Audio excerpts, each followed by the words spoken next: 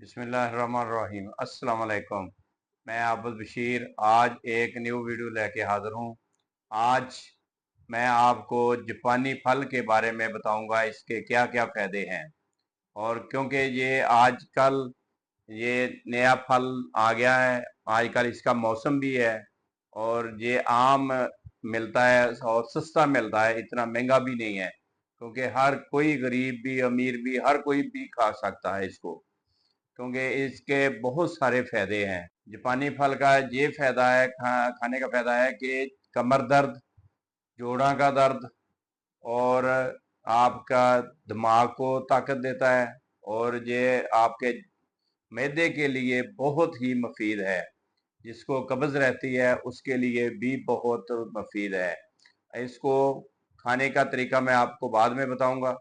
आप इसको लाजमी तौर पे खाएं और